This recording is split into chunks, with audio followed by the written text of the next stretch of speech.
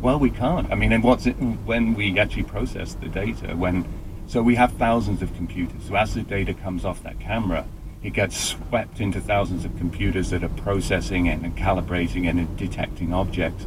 It's like if you took an image of a crowd and you wanted to pick out all the faces in the crowd, all the people in the crowd, or to find the pictures where two people are closest together.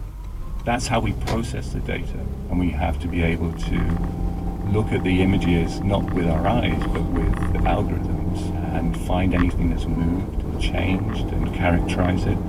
And these images are public, and that means not just to astronomers. That means that if you looked at one of these images, you may be the first person to see that part of the sky.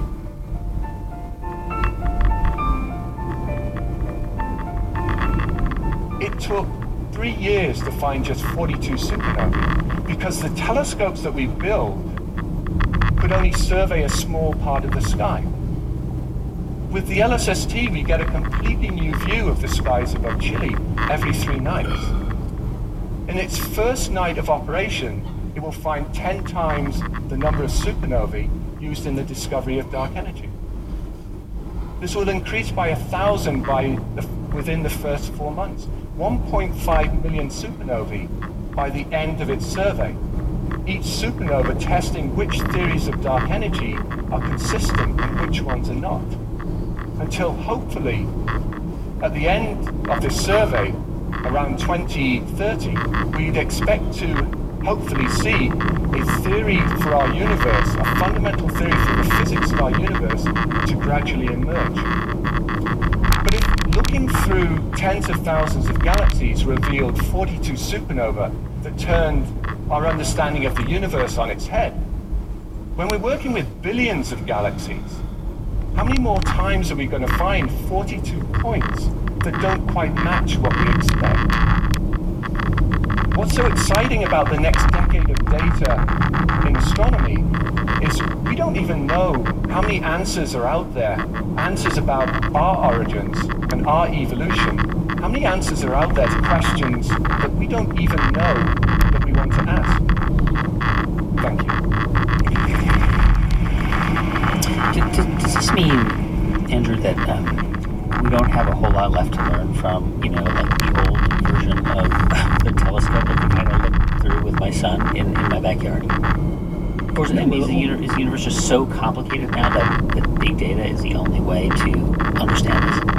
No, I think big data adds into that. So big data allows us to identify interesting objects that then we may take individual telescopes to target to look at them in much more detail. In fact, the fact that these data are public means that the LSST could announce the discovery of an object, and you or your son could go and look at that object with your backyard telescope, make a measurement, and tell us what it is. So I don't think big data is the only way. I think big data enables much more science. And these data will let us understand how we formed, how our solar system formed, how we came into being, to understand our place in the universe.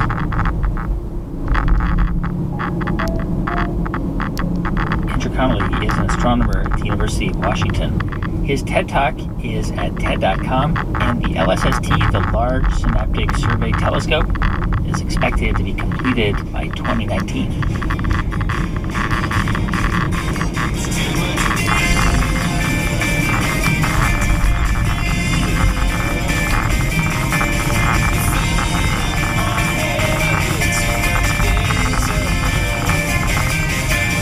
Hey, thanks for listening to our show on Big Data this week.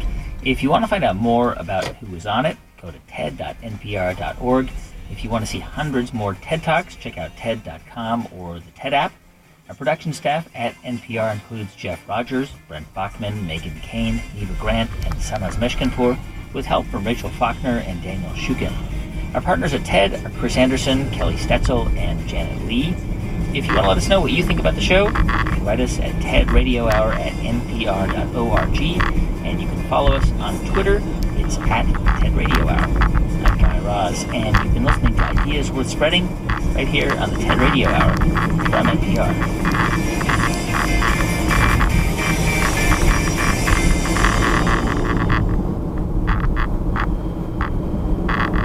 Sam Sanders here. I love Thanksgiving, and I also love horror stories. That feeling erupted, and dinner was over. Like, just over. Yes, it's over. People left the table. The only one still left was my grandma, who had her hearing aid turned off. Thanksgiving horror stories this week on It's Been a Minute from NPR. Download on Thanksgiving morning wherever you get your podcast.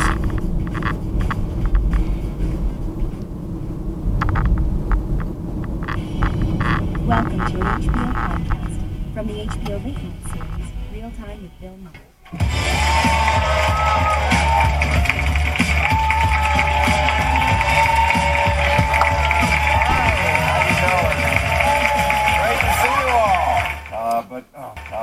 Oh my God, the list just keeps getting longer. So usually the guys who get caught at this shit are very remorseful. Not that Roy Moore guy. Have you been following that shit? Oh my, he's still refusing to drop out of the Alabama Senate race. And of course, if you know anything about his dating history, you know he's not a man who gives up easily. The number of women now accusing him of sexual misconduct is almost in the teens, much like his victims.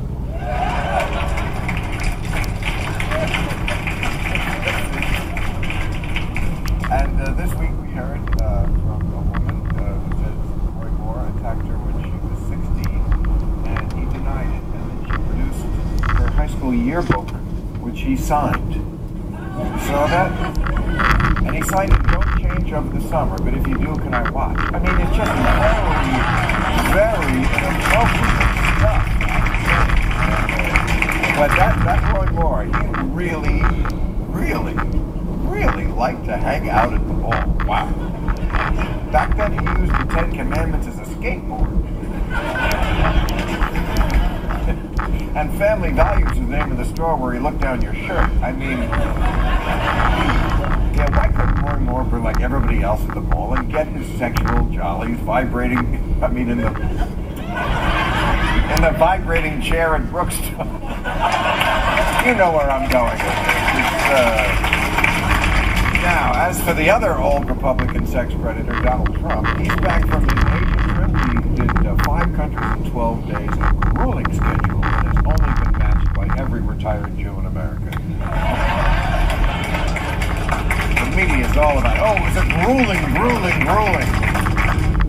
when you have your own plane. Okay, so everywhere he went, they know now, foreign leaders know, the way to get him to do whatever you want is just to butter him up. They're calling it the Flattery Gets You Everywhere tour. Trump was played by so many Asians they made him an honorary cello. Thank you very much for coming. Catch all new episodes of Real Time with Bill Maher every Friday night at 10, or watch them anytime on HBO On Demand. For more information, log on to HBO.com.